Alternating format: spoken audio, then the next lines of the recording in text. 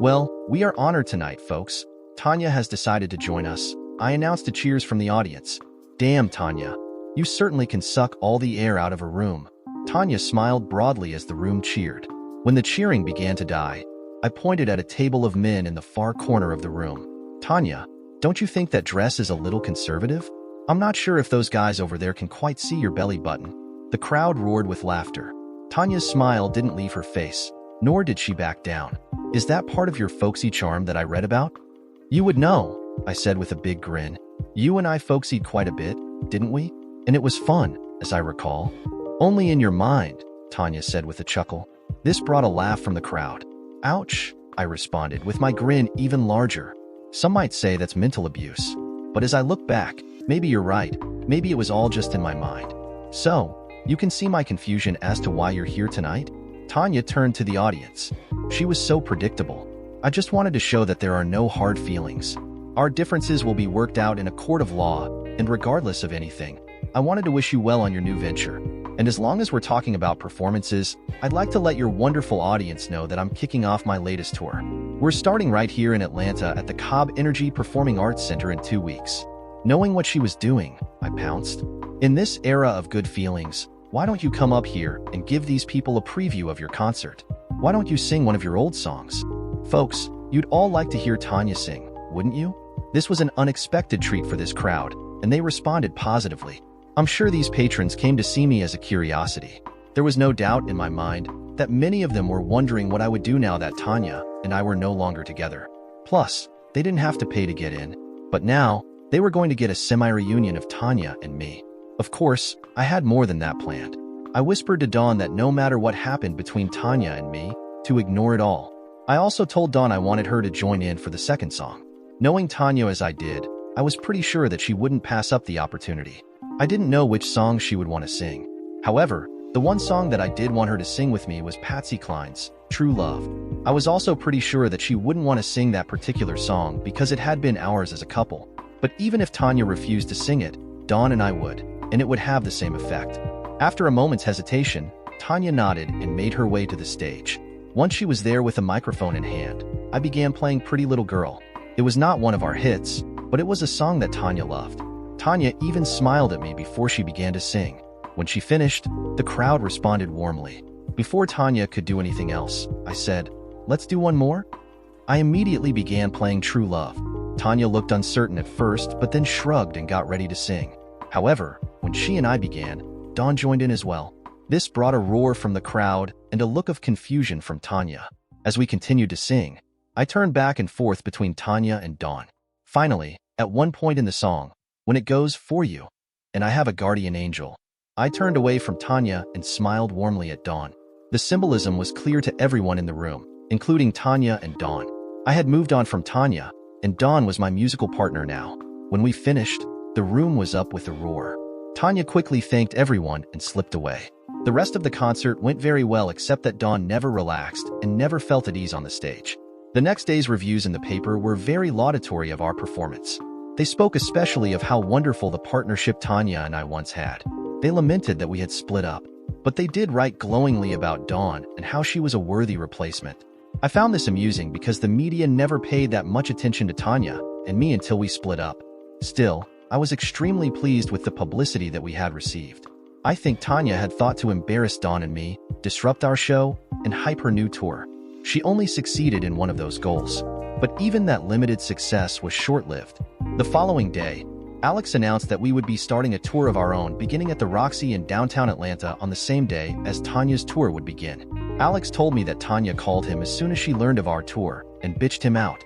He just laughed. Alex didn't tell Tanya that he had booked our tour so that about 80% of our concerts were on the same day and in the same city as Tanya's. I kept tabs on the reviews of each of our concerts. I especially remembered the review of Tanya's Atlanta concert. It was very favorable, but the article mentioned how sad they were that Tanya and I were no longer together. And yet, when I read the review of Dawn's and my concert, it was also very favorable, but it did not mention Tanya. That had to really frost her life. During that first tour, Alex had been forced to book us into smaller venues. The main reason was that Alex didn't think we could fill a larger auditorium, and he wanted our tour to be successful financially. Some of the places we played barely held 300 people. We also were the opening act for some of the bigger names in the industry. The tour lasted 14 weeks and was exhausting. Meanwhile, Todd had booked Tanya into the larger venues, and they had great success initially. But by the end of their tour, they weren't selling out. Todd had also turned down all offers to open for any of the big-name stars. Even though we were hustling from city to city on our tour, I stayed busy writing new material. While on the road, I finished 5 songs. All but one were duets. My Woman and My Lover, I sang as a solo. We started dropping the new songs into the concerts one at a time. And when we returned to Atlanta, we hit the studios and recorded a new album with all 5 included. My Woman and My Lover began a steady climb up the country charts. It hit number 2 and stayed in the top 10 for 6 weeks. A week after it hit number 2 on the country charts, it crossed over and made it to number 9 on the Billboard Pop chart. It had taken almost 8 months, but I would now say that Dawn and I were definitely at the top of the B class. Even though we weren't superstars, I was pleased by our rise in the music world. During this same time, Tanya's star hadn't brightened much, if at all. Still, she was doing very well, but Todd had failed to bring her to the top of the mountain or anywhere close. After one show, a reporter interviewed me and asked how I was doing since the split with Tanya. I told him that I was doing great. Then the reporter asked what I thought about Tanya's new career. I knew he was fishing for a gotcha moment, so I gave it to him. I have no idea about anything Tanya's doing, I said innocently. Is she still performing? Apparently, Tanya saw my comment and had some nasty things to say about me during her next concert. Now there was an ongoing back and forth between Tanya and me. I always kept my comments on the funny side. Tanya, on the other hand, could get nasty at times. That didn't help her at all. The lawyers were pushing to finish the accounting on our old partnership to close it down and distribute the assets. But when Todd took over the books, he changed the accounting system, making it hard to determine anything. It was a mess. By now, I knew there was nothing to be done about the songs that Tanya had stolen. I had finally made peace about that. Still, I was sad that the song I wrote for my granddaddy was gone. While the corporate war was grinding on, the divorce had suddenly slowed to a snail's pace. The main stumbling block was the same problem: Todd's accounting system. I was entitled to half of what we had accumulated during our marriage. However, Todd's convoluted accounting system made it extremely difficult to determine the assets and where they were physically held. Todd had created dozens of corporations, and money flowed back and forth between them. My attorney had a CPA firm combing through the records to create an accurate list of everything.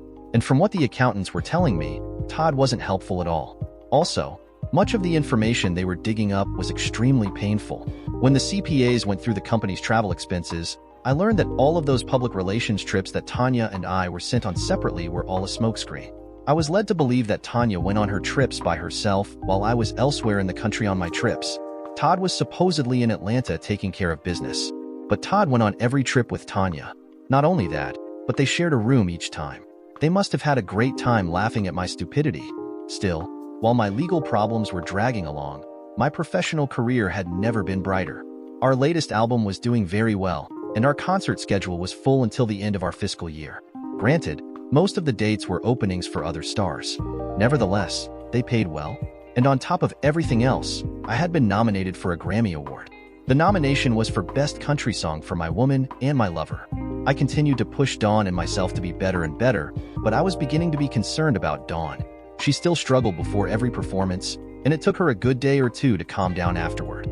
I knew she was taking prescription sedatives, but I had no idea how much of a toll these performances were taking on her. One day, my mom brought Allison to the studio and pulled me aside with a stern look on her face. "Don't you dare hurt those girls," my mother warned me as she motioned to Dawn and Allison in the studio. "Mom, why would you say something like that?" I was truly shocked by her comment. I would never hurt Dawn or Allison. Dawn is head over heels in love with you. My mother's eyes were like lasers pinning me in place. She's a nervous wreck because she's terrified that she'll let you down. If I had been surprised by her warning about hurting Dawn and Allison, I was absolutely stunned, speechless by her statement that Dawn loved me. I cared deeply for both of them, but I was almost 10 years older than Dawn. It never crossed my mind that she would ever be romantically interested in me. Besides, I wasn't sure that I could ever trust another woman ever again. "Mom, come on. I'm 10 years older than she is," I finally protested. "Dawn wouldn't be interested in me. She'll find someone her own age." My mother shook her head with a tiny smile on her face. "Robbie, sometimes you can be so dense. That girl is hopelessly in love with you. If you would get your head out of your butt and stop trying to get back at Tanya for a second. You'd see it. Besides, her little girl considers you her father and loves you to pieces. I continued to protest my mother's assertion until she ended the discussion, warning me again not to hurt Dawn or Allison. After my mother left, I sat outside the studio watching Dawn and Allison playing with Allison's dolls. I always thought of Dawn as extremely pretty, but now I realized she was downright beautiful, and Allison was like a little angel. If I ever had a daughter, I'd want her to be exactly like Allison. I must have sat there for a good 10 minutes trying to sort out my feelings. One thing my mother had said was true. I did have my head up but concerning Tanya, everything I was doing was to prove to my soon-to-be ex-wife that she had made a terrible mistake and to punish her for it. Suddenly, my granddaddy's advice came flooding back to me. He had warned me about chasing fame as a musician, but his advice was a warning about people missing out on life, chasing a dream that would never happen. What I had done was much worse. I had chased the dream to get revenge on Tanya, but I had made Dawn pay the price. The more I thought about Dawn and me together, the more I thought the idea was ludicrous. Why would a beautiful, talented woman like Dawn be interested in me? But then, I began to examine our careers. We had been successful. No, we weren't superstars and not likely to reach that plateau. Yet, I kept pushing for more. And even though Dawn never really warmed up to performing, she stuck with me. Maybe my mother was right. I went back and forth until I finally decided that we were changing everything today. When I walked into the studio, Allison squealed with delight and ran to me. I picked her up and twirled her around. Then I gave her a kiss on the forehead before putting her back down. I looked over at Dawn, and she was beaming at me. I decided that I'd start by changing today's schedule. I know that I said that I wanted to record these 3 songs, I said with a grin, but I've got a better idea. Why don't we just record 1 song today, and then go do something fun? Would anyone like to come with me to Centennial Olympic Park and have a picnic? I would. Allison cried as she jumped up and down. I looked over at Dawn. What about you? Would you like to get some hot dogs and go to the park? The glow from her smiling face warmed me all over. Dawn nodded and said, it would be like that day in Central Park. That's what I was thinking. We've been working too hard, and we need to have some fun. Then I looked over at Allison and said, now, if a certain little girl wouldn't mind being very quiet, we can get done quickly. But the recording did not go well. First, the music track that had already been laid down was faulty. It took about 10 minutes for them to find the backup copy and get it ready. Then Dawn messed up on the first 2 takes, and I messed up the third. At that point, Dawn burst into tears. You know what? I said as I put my arm around her. To hell with the song. Let's forget about recording it today. We'll try again on Thursday. Let's not waste this beautiful day. Dawn sobbed on my shoulder for a few minutes and lifted her head up. I'll be all right. We can get the song finished. I could tell from her expression that she was afraid that I would be disappointed with her. So, I did the first thing that popped into my head. I gave her a warm hug and a kiss on her cheek. Then I turned to Allison. Why don't we leave it up to Allison? I said while I still held Dawn. What do you think we should do? Should we stay here even if it takes all day to record that silly song? Or should we leave now and go to the park? Go to the park. Allison said so quickly that the words almost blended together. Then it's to the park we shall go, I announced with finality. Before heading downtown to the park, we stopped by Dawn's condo, where she now resided with her aunt. There she got Allison changed and grabbed some towels. From there, I headed to the original hot dog factory, where I bought 6 hot dogs, a bunch of fries, cookies, and bottles of water. Our picnic began well after we found a nice shady area to spread a blanket. Once settled, I passed out the hot dogs and everything else. As Allison ate, her eyes never left the multitude of children racing around and through the water fountain. Unable to contain her daughter any longer, Dawn finally took off the little girl's outer clothes to reveal her bathing suit. Then for the next hour, Dawn let Allison run through the fountains of water that fired up into the air intermittently from a set of Olympic rings placed in the ground. Allison would squeal with delight when a jet of water would catch her as she ran back and forth across the area. When Dawn decided that Allison had had enough sun, she called her daughter back to our shady area and gave her a cookie. I decided it was time to find out what Dawn wanted to do with her life. You don't care much for performing, do you? I asked matter-of-factly. Dawn looked at me nervously. It's okay. I'm trying to figure out what we should do going forward, I explained. So, tell me truthfully, do you like performing? Dawn sat very still, looking at me as if trying to determine what answer I wanted. I also sat very still, trying hard to reveal nothing as to my preference. After an awkward silence, Dawn shook her head. But then she quickly added, "But I'll perform as long as you want me to." I had my answer, and I knew what I had to do. Actually, I have been thinking about canceling our concerts for next year. We don't need the craziness of another tour. We both have enough money to keep us for quite some time. And we still have a fair amount of royalty money coming in. Tears suddenly flooded down Dawn's cheeks. "Are you firing me? Are you breaking up our act?" "No, not at all," I responded immediately, shocked at Dawn's response. The last thing I wanted to do was give Dawn the impression that I wanted to be rid of her. For me, I just like making music. I'm just a simple guitar player who sings. I enjoy it almost as much when I play my guitar and sing by myself as I do when I perform before thousands of people. It's all about the music. It fills my soul and makes me happy. Dawn looked up at me and sighed. "I love singing by myself, or for people who I love, but large crowds terrify me." Before I could say more, a disturbance in the park diverted our attention. When I looked over, I saw 3 black and 2 white teenagers harassing people. Mostly, they seemed to have settled on elderly people because they were the most vulnerable. I hate bullies, which caused me to get up immediately. They had finally settled on one particular older gentleman and had already pushed him to the ground. "Robbie, no," I heard Dawn plead as I scrambled to my feet and head over to help the man. "You'll get hurt." If I had thought about what I was doing, I probably wouldn't have done it. I'm not a fighter and know only a minimal amount about self-defense. But as I said, I hate bullies, and I knew that most were cowards. So, I confronted the largest of the teens, who seemed to be the leader. "Leave the gentleman alone," I said calmly but firmly. "And what are you going to do if I don't?" the large black teen said as he pulled a switchblade from his pocket. He didn't push the button to open it, but that may have been because I immediately kicked him as hard as I could in the nuts. He instantly collapsed and rolled into a fetal position while I grabbed the knife and clicked it open. I hadn't intended to get into a physical altercation. My plan was to just guide the elderly gentleman away from trouble. But now I was in it, and I expected the other 4 to jump me. But other people had come running almost at the same time as me. When I looked for the other 4 teenagers, all I saw was their backs. They were running as hard as they could away from their friend and out of the park. In the short amount of time it took to help the elderly man up, I was shaking like a leaf. As I was gathering my wits, a couple of ladies guided the man over to a bench. Moments later, Dawn was in my arms sobbing into my shoulder. Allison was clinging to her mother's leg crying. "You could have been killed," she kept saying over and over again. I reached down and picked Allison up onto my hip and held her head to my shoulder. "Hush, it's all right," I said as calmly as I could. "Nothing happened." "I don't know what I'd do without you," Dawn said and kissed me on the lips.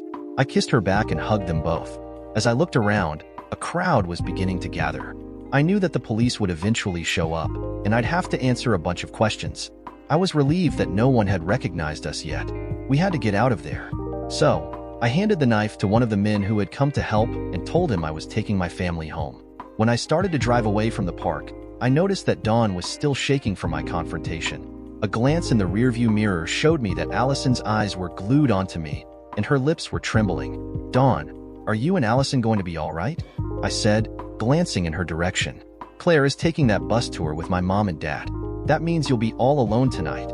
You still seem very upset." Dawn shook her head. "I was just so scared that you could have been hurt or even killed. Look, why don't we just extend the picnic at my house?" I offered with a smile. "We'll stop at your place, so you can get some clothes. Then we'll stop and get something for dinner. Perhaps it would be best if you guys spent the night with me. I can fix up the guest room for you and Allison. Would that be all right?" Dawn nodded her head up and down with a smile growing on her face. Then she turned around to face Allison. "Allie, would you like to spend the night at Robbie's house with Mommy?" The squeal from the back of my car almost shattered my eardrums. "Yes, Mommy. It will be like having a sleepover." After getting to my condo, we watched a couple Disney movies, ate takeout Chinese, and then I led them to my guest bedroom. That night after Dawn and Allison retired, I went to my room and climbed into bed. I guess my encounter in the park had taken more out of me than I thought. Anyway, I was asleep in less than a minute. Sometime during the night, I was awakened by the shifting on my bed. It took me a moment to realize that someone had slid under the covers with me. Then I felt Dawn's naked body press up against me. At first, I didn't know what I should do. But being a man, it only took a few moments and the urging of a certain part of my anatomy for me to decide. Perhaps now is the time to find out if Dawn and I were to have anything more than just a musical partnership. "You feel wonderful," I said as I turned to face the beautiful woman in my bed. I kissed her gently and was rewarded with a hard, passionate kiss in return. "Are you sure you want to do this?" I asked cautiously. "Robbie, I started to fall in love with you the second time we performed in Central Park," Dawn said, caressing my face. "You were so kind to me the first time we played despite me being so suspicious. And I have to admit that it was mostly the money that brought me back the second day. But then, when I was late because I couldn't find anyone to watch Allison, I was in a panic that you wouldn't be there. When I saw you standing there with that warm smile on your face, it felt like my heart would burst with joy. And then you were so kind and patient with Allison. Until she met you, Allison never knew a man that wasn't mean to her. Her father screamed at her all the time.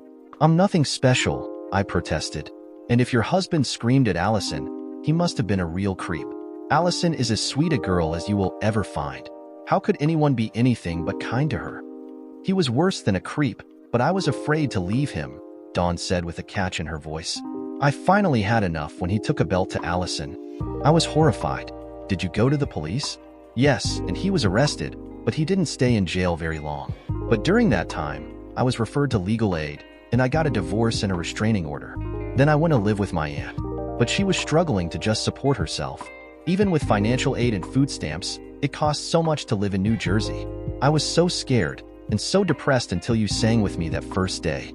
When I got home and realized how much money you had helped me make, I was happy for the first time in months. I was finally able to pay some bills. And you had promised to sing with me the next day. That night was the first time I slept soundly in months. Ever since then, you've been there for Allison and me and even my Aunt Claire. How could I not love you? Besides, when we were in the park today, you told everyone that we were your family." "Well, know this then," I said, stroking her hair. "I do love you and Allison very much, and I want to take care of you both for as long as you'll let me." "That would be forever," Dawn said as she kissed me. We made love 3 times that night. It wasn't like having sex with either Susie or Tanya. My first 2 wives had way more sexual experience than I did, and they had infinitely more experience than Dawn. Afterward, I watched her as she lay next to me. Her eyes were filled with love. I never realized how special it was to share this experience with someone who truly loves you. I now understood that this feeling of true love was totally missing from my first 2 marriages.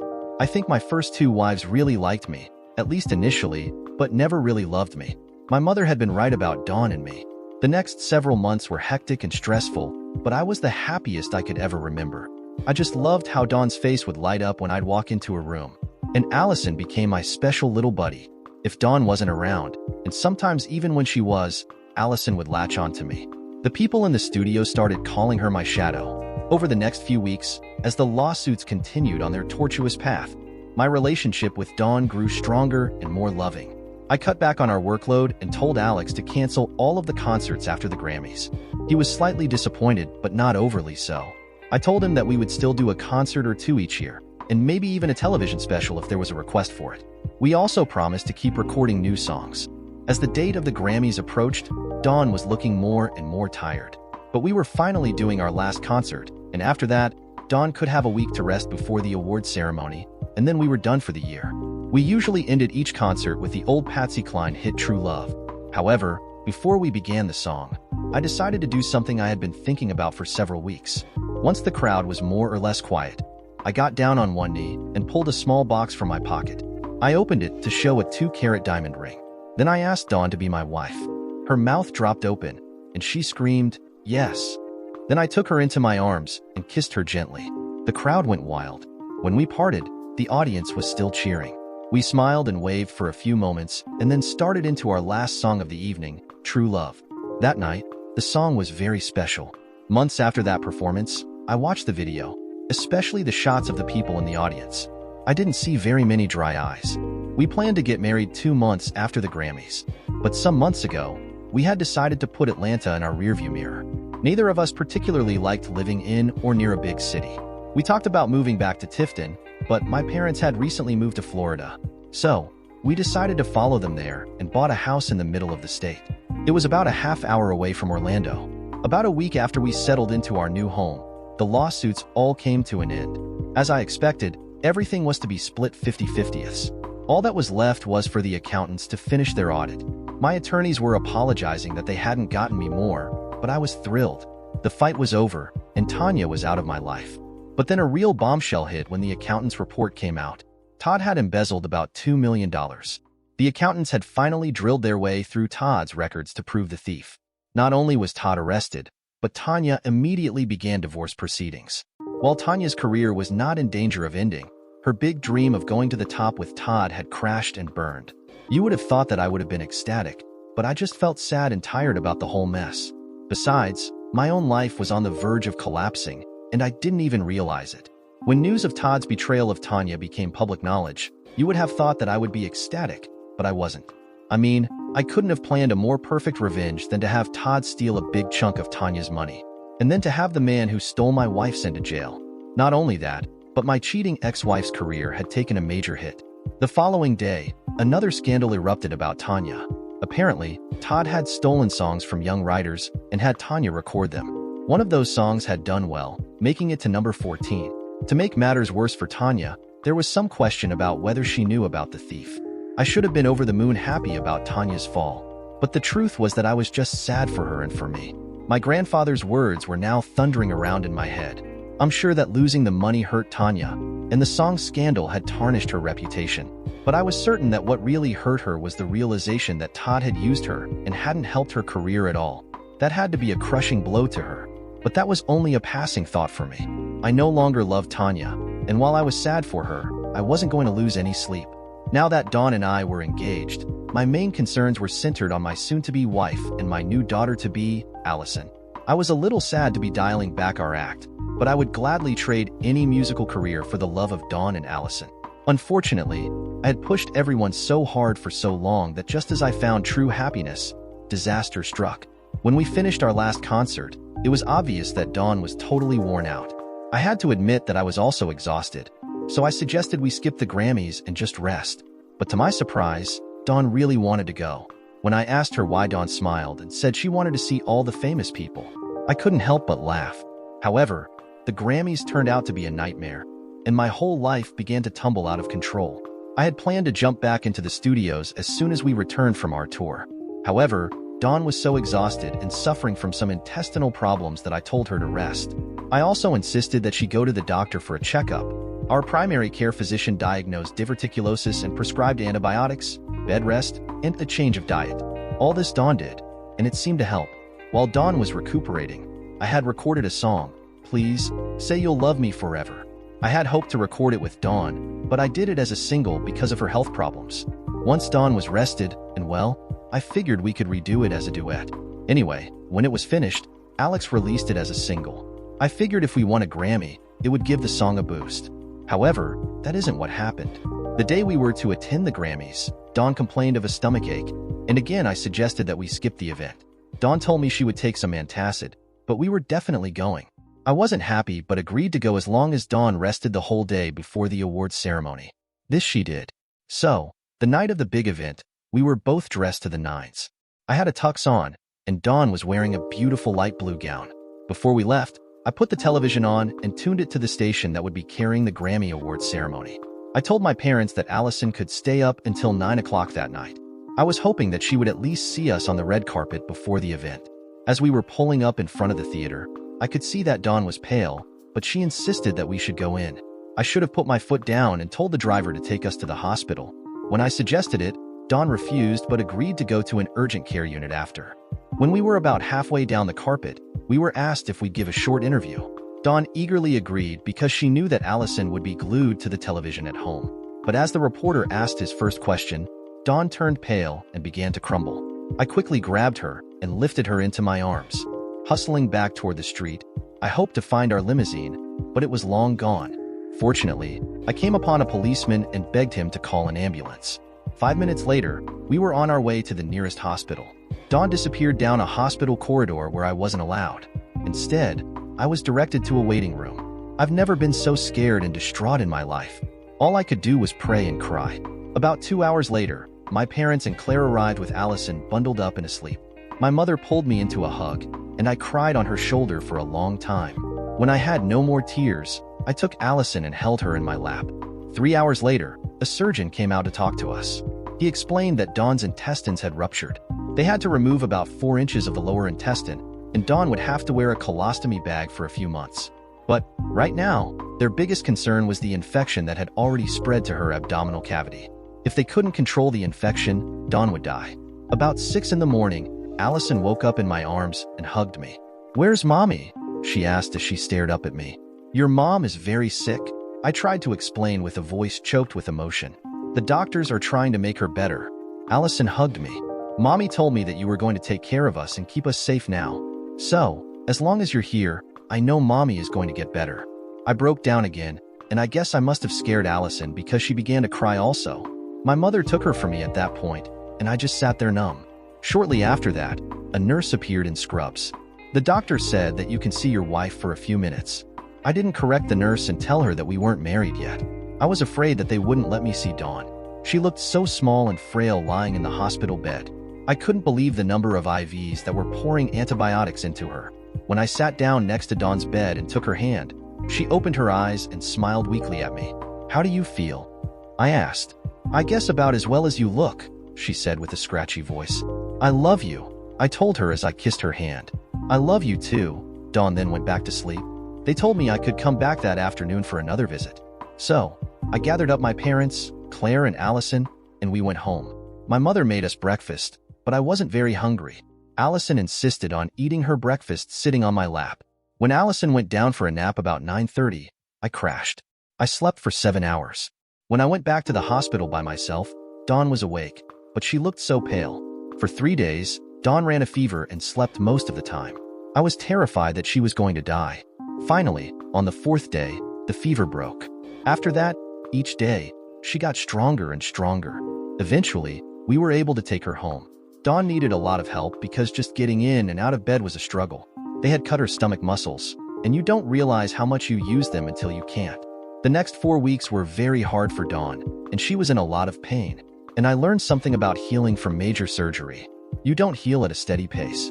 You can have 3 good days in a row and then feel like you haven't healed at all. But slowly, you do heal. However, there were days when Dawn would be very depressed, and she would break down crying.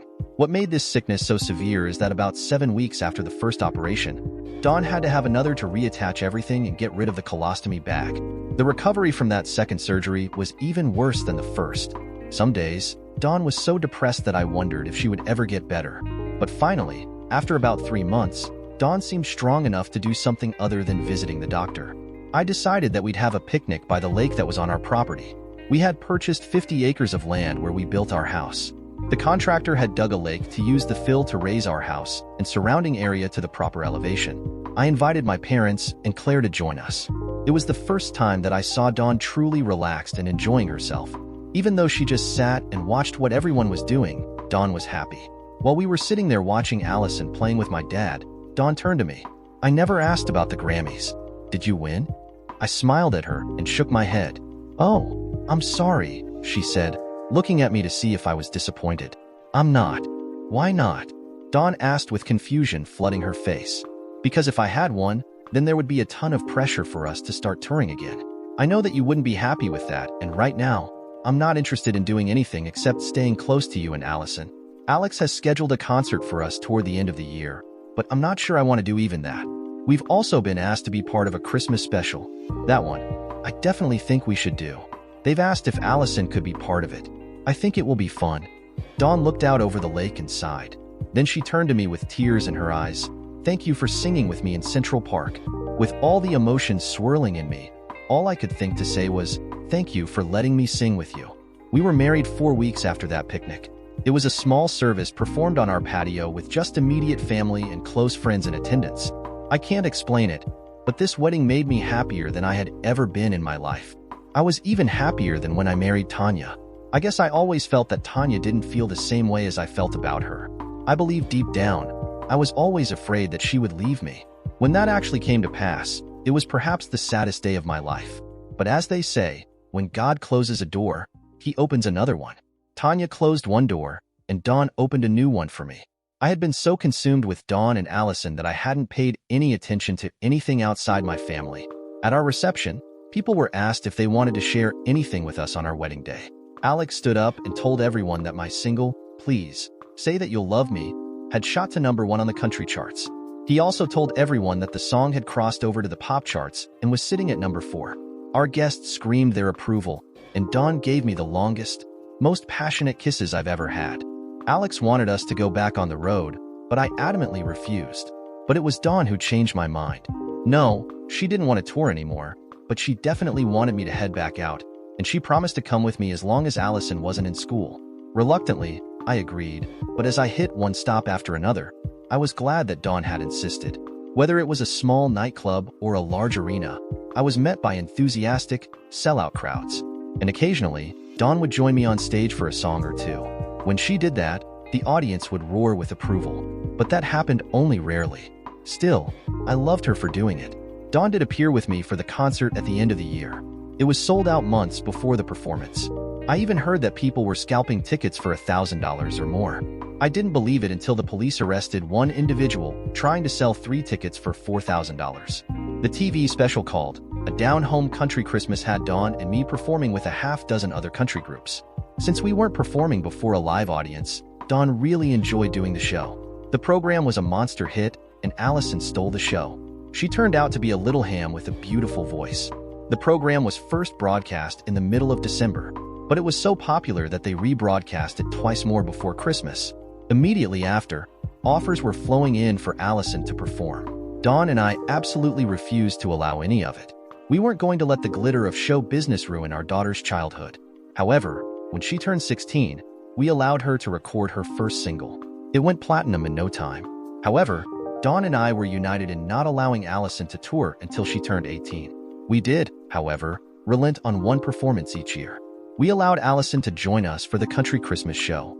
Allison looked forward to it each year, and it became a holiday tradition for us and the viewing audience.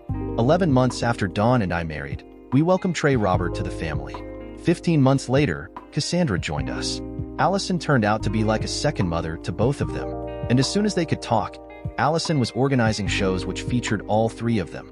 Dawn used to roll her eyes every time Allison announced that they had a new show, but I loved them. I recorded 10 more songs, some of which did very well and others only so-so. But after 12 more years of doing concerts, I was growing weary of the travel and the time away from my family. Dawn had been fabulous about my desire to perform. Whenever the kids weren't in school, they all joined me if I was on the road. Our 50 acres had grown to 75 acres, and the main compound was walled and gated. We also had 24/7 security guards to discourage overzealous fans. As I was approaching my 45th birthday, I was down to doing only 7 or 8 concerts a year. Dawn, on the other hand, limited her performing almost exclusively to the Christmas show. Yet, occasionally, I could still coax her on stage to do a few songs with me. When that would happen, the audience would still go absolutely crazy. As my schedule was beginning to wind down, Allison's was cranking up. She would do 3 major tours a year and sprinkle in charity concerts and television appearances. Over the years, I had written most of the songs that Allison had recorded to great success, but I was now recording very little. Alex was still my manager, but he was training his son, John, with the idea that he'd take over someday.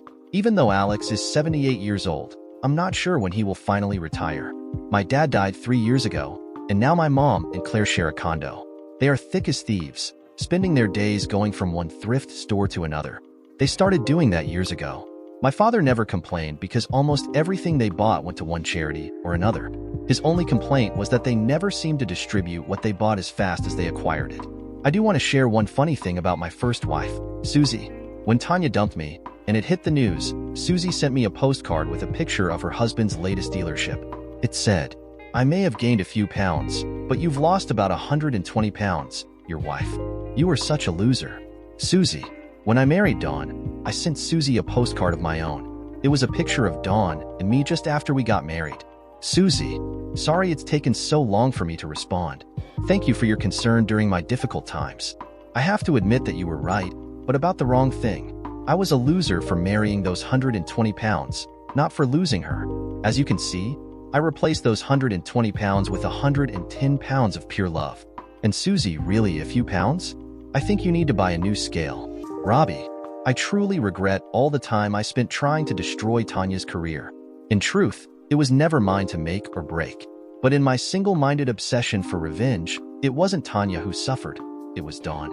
I drove everyone to chase a dream that really wasn't even mine. My grandfather was right.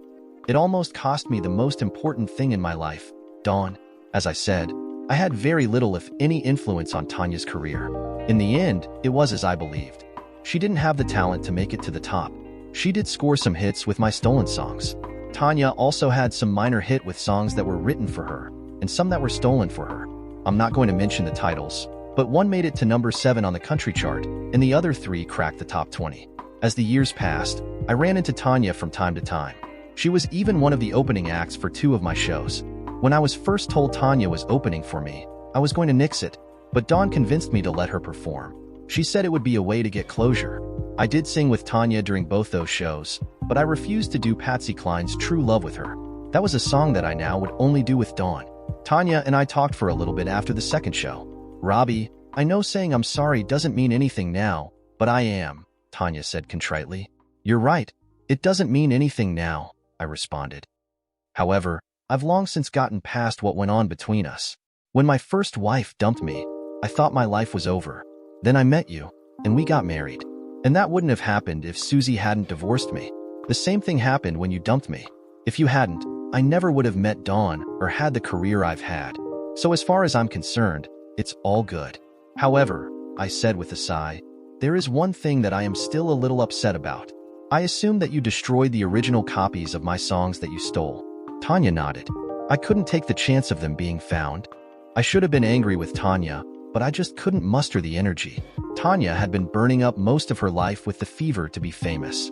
She had been chasing a dream that was never going to be hers, and she let the rest of her life slip away from her. Sadly, she is still chasing it today. And I have no doubt that if Tanya had the opportunity to steal more songs from me, she would do it in a heartbeat. But these days, Tanya is losing ground. Age is beginning to take its toll as it does on all of us. Of course, I can't criticize her too much because I chased the same dream for a few years. But I wasn't chasing stardom for myself. I was just doing it to rub Tanya's nose in my success. And now I just can't bring myself to lord it over her. The futility of what I was doing was driven home to me when Dawn got so sick.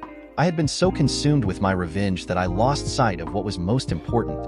I finally gave up trying to have a bigger and better career than Tanya. And the funny thing is, as soon as I gave up trying to be a superstar, I became one. I have to admit that I don't like being a celebrity. Being famous isn't anything like what people think it is. It's hard for me to go anywhere without being recognized.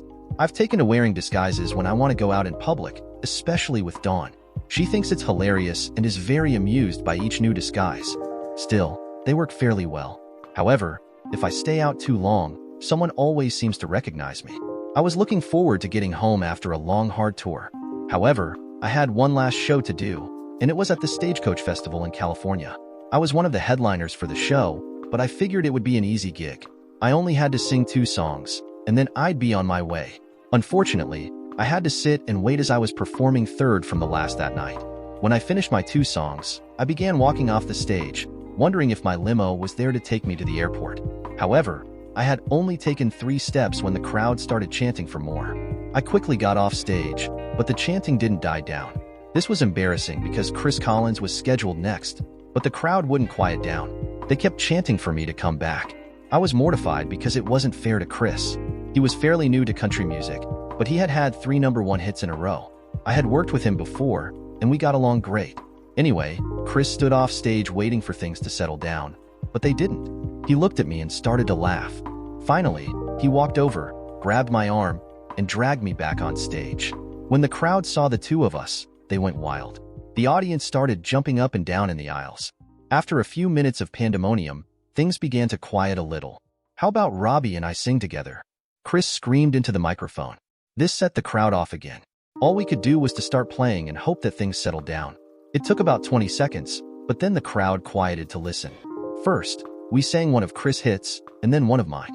We sang several songs and tried to get off the stage, but Sandy Younger strutted on before we could do so. She was known as the golden voice of country. I always felt that she should have been named the golden body of country. She was gorgeous. As Sandy marched up to us, I thought Chris and I would just slide on out. But Sandy had another idea. She grabbed both of us. "You two are having altogether too much fun," she accused us. "I want in." This sent the crowd into another frenzy. And for the next hour and a half, the 3 of us continued to entertain. We alternated singing our own songs with singing together. Sometimes it was just 2 of us singing and sometimes all 3. I was exhausted at the end and soaked with sweat. Chris was in a little better shape than me, but he was still drenched in sweat also. I don't know how she did it, but Sandy looked as fresh as she did when she first came out. After the show, all the performers and support people gathered at the hotel, where we talked and drank for 2 hours. It was after midnight when I finally made it to the jet I had hired. I tried to sleep on the way home, but I was too keyed up. I arrived home about 7 a.m., the day before my 45th birthday. I was dragging and spent the next 10 hours catching up on my sleep. When I woke up and finally got dressed, everyone was out on the back patio. Dawn had fixed a barbecue dinner, and I was just in time. "Glad you could make it, sweetheart," she said as she gave me a passionate kiss. "Oh, gross, Dad." Trey stuck out his tongue. "Get a room." "We have a room," Dawn said with a smirk. "It's at the head of the stair on the right. We'll be making good use of it tonight." "Oh God, Mom," Trey shouted. "TMI, TMI, TMI. What's too much information?" Cassandra asked as she stepped up next to her brother. "Nothing for the baby of the family's ears," Trey smirked at his sister. "Stop calling me a baby." Cassandra punched her brother's arm. "You're only a year older than me." 15 months, Trey corrected. "Okay, you two just settle down," Dawn chided them. I laughed and grabbed a plate, filling it with my spare ribs, coleslaw, beans, and cornbread. I also grabbed a beer and found a seat on the far end of the patio. Our house was set up on a rise that overlooked our 75 acres. We had expanded the compound since we first bought it. Now we not only had a swimming pool and tennis courts, but a basketball court as well. I had ATV trails added and a barn with 3 horses. We expanded our man-made lake to accommodate a powerboat and a sailboat tied up at the dock. The only thing that Dawn didn't put up a fuss about was the swimming pool. She fought tooth and nail about the horses, but they were something that Allison desperately wanted. Ever since she was a little girl, Allison loved horses. I finally convinced Dawn to let me get one horse and hire a riding instructor. I told my wife that Allison would eventually get tired of taking care of the horse, and then we'd get rid of it. Obviously, Allison never got tired of horses, which is why we now have 3. In fairness to Allison, she paid for the other 2 horses out of her royalties from her first hit song. Dawn said the basketball court and the tennis court would probably not be used after the first few weeks. On that, Dawn finally admitted that she had been wrong. Trey and I would frequently go out to shoot hoops, and it wasn't unusual for me to come home and find a game of pickup b-ball going on with Trey and his friends. Sometimes, I would join in if the sides were uneven. I didn't kid myself. I couldn't keep up with these kids. However, I could set a mean pick though. The tennis courts were a different matter altogether. Cassandra took to the game after a year of tennis instructions. She actually got good enough to make it onto the school team. But the biggest user of the tennis courts was Dawn. She loved to play with Cassandra and her friends.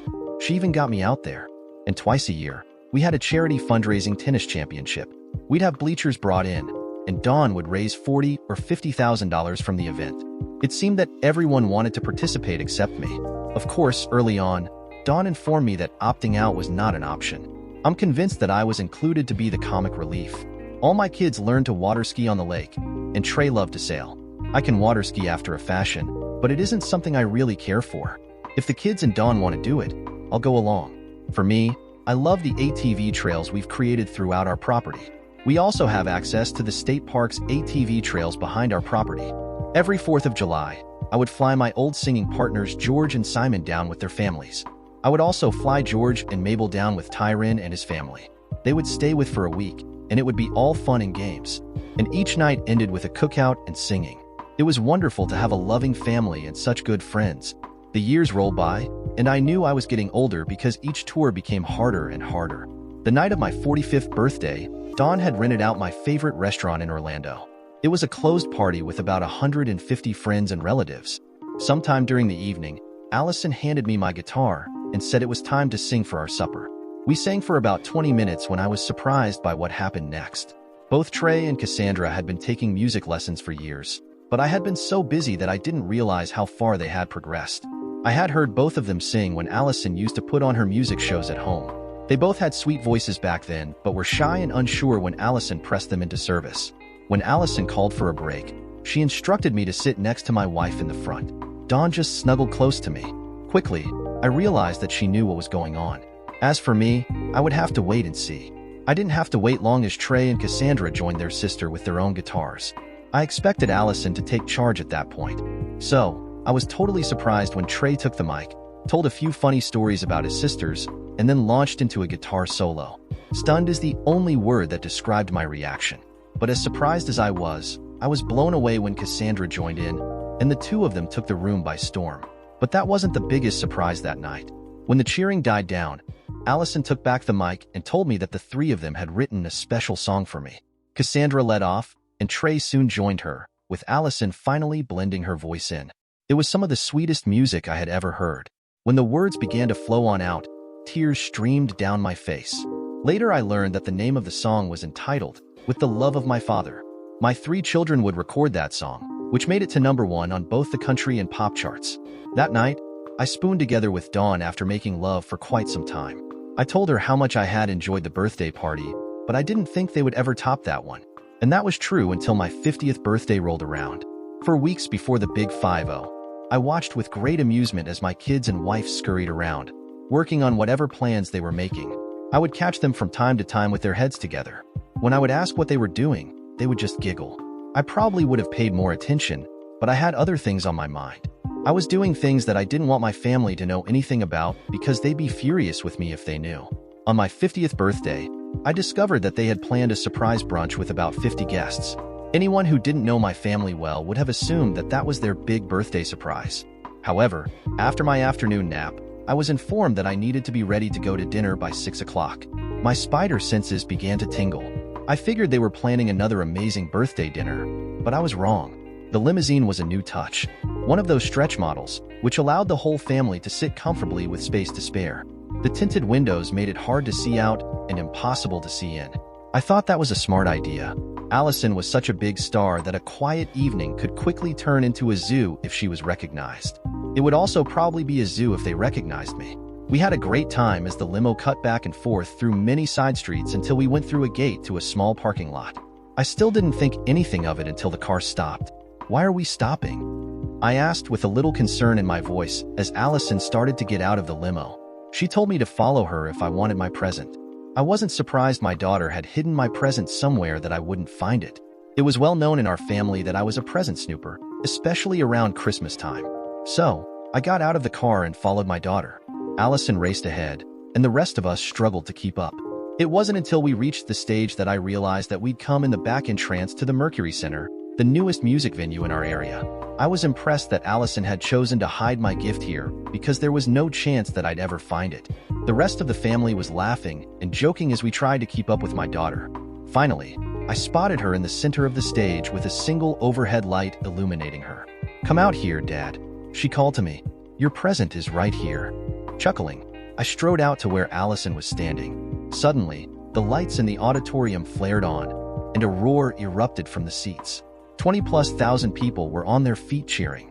Then Allison's backup musician scrambled onto the stage and began playing. Quickly, Allison had the entire audience singing happy birthday to me as a large cake with 50 candles burning was wheeled onto the stage. As the crowd was still roaring at the end of my birthday song, Allison gave me a tight hug and kiss on the cheek. Cassandra and Trey were their seconds later with tight hugs.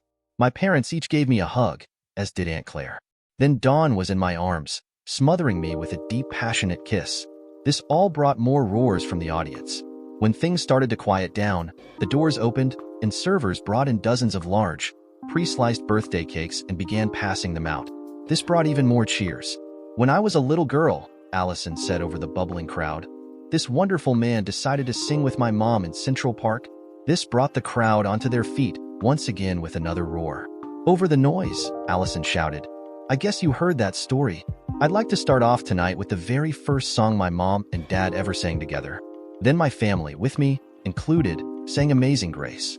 From there, we bounced all over the place. Sometimes it was Allison singing her hits. Sometimes it was me.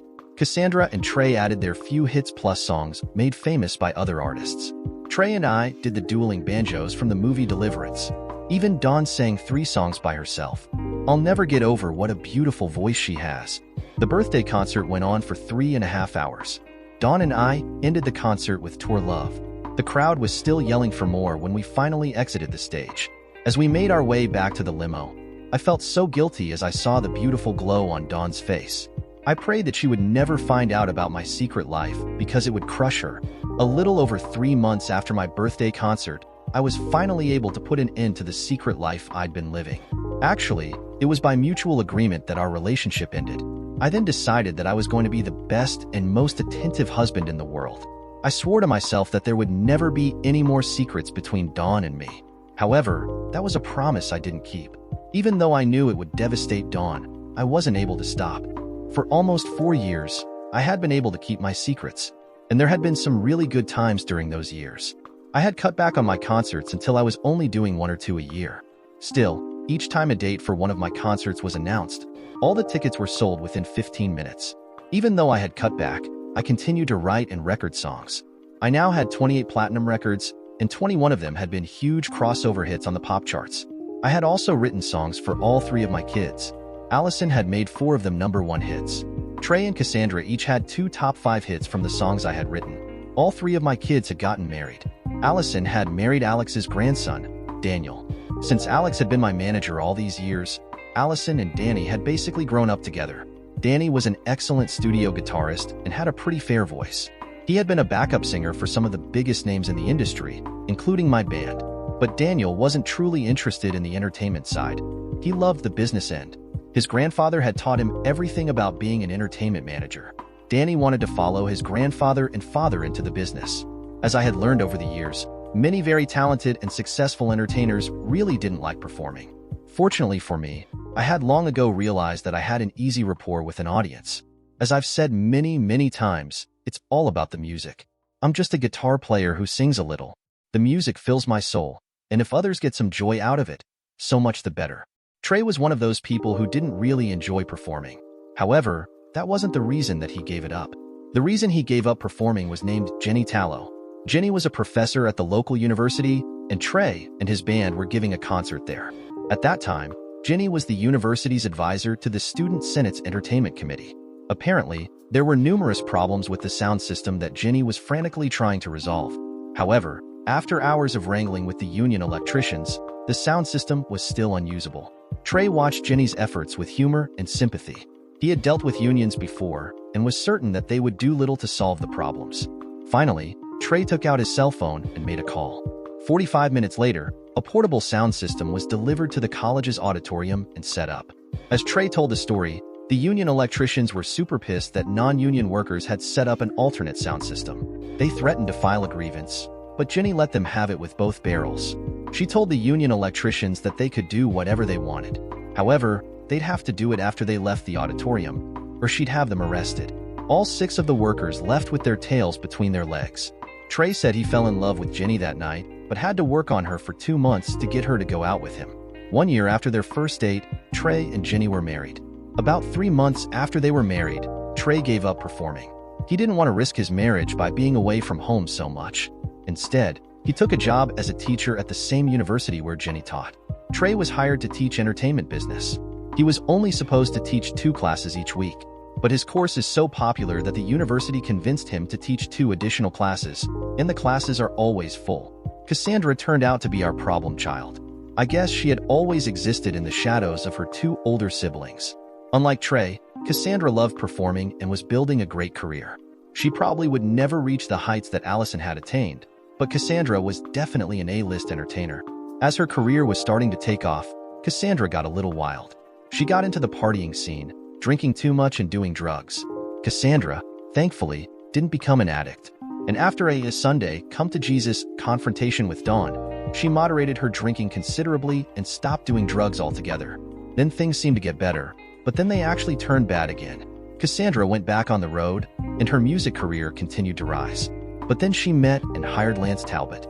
I hated him the first time I met him. Lance was the epitome of everything bad about the music industry. He was a good-looking lead guitarist with tons of charm but no morals and shit for a voice. Cassandra fell deeply in love with him, and she married him in Vegas without telling anyone. The marriage began to falter almost from the beginning. Lance cheated on my little girl almost from the first. I guess he thought that once he had married Cassandra, he could ride our family name to the top. And at first, I did try to help him with studio time, a voice coach, and even a few songs I wrote. But outside of being good-looking and an excellent guitarist, Lance was an empty shell. He finally ran off with the lead singer from an up-and-coming band. Cassandra was crushed. But even though Lance had run off, he left something behind for Cassandra. She was pregnant. Within a few months of each other, it was discovered that all of my children were expecting. Cassandra gave birth first to a little girl who she named Lacey. Jenny and Trey had a little boy 2 months later, and they named him Jason. Allison and Danny followed a month after that with another little girl they named Angelina. As much as I promised to put my secret life behind me, I couldn't. About 16 months after Cassandra had Lacey, I started up again. However, this time, I knew Dawn was going to find out. So, I decided to come clean. Still, I wanted one last evening with my grandchildren. I was pretty sure that after I confessed everything to my wife, my time with them would be severely limited if they'd even let me see them at all. The whole family had gathered at our house to celebrate Memorial Day. We had set up cribs in one of the guest rooms so that all 3 babies could sleep together. I took my guitar and a recorder up to their room. I told everyone that I was going to sing my 3 grandbabies to sleep. My family looked at me with loving smiles as I headed upstairs. I couldn't help but wonder how much they would hate me once I told everyone what I'd been doing. But that was tomorrow. Tonight was just for my grandchildren and me. After I got the recorder going, I looked at my 3 grandchildren as they stood in their cribs, smiling and giggling at me as I strummed my guitar. I sang a few nursery songs until they lay down and watched me through the crib slats.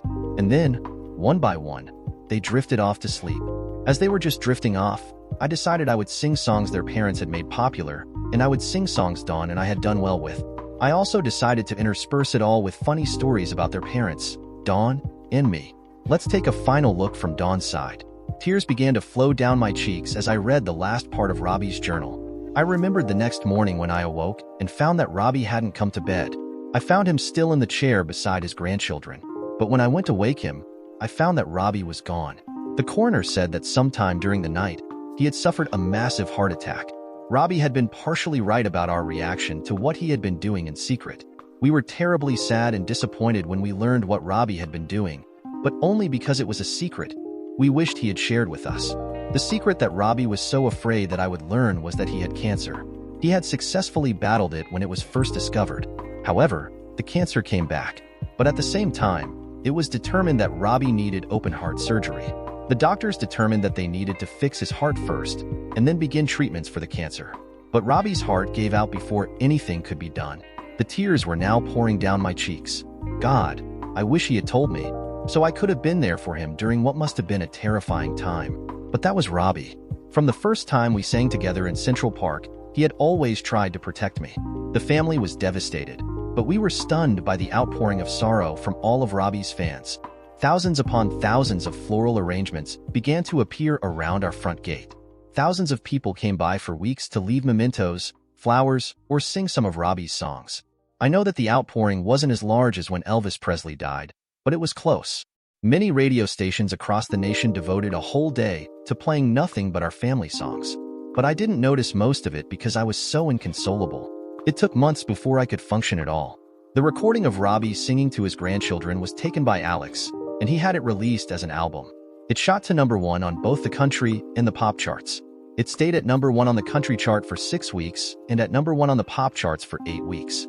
I'm doing better now, but sometimes I'll think of Robbie and start crying all over again. But those times are fewer and farther between.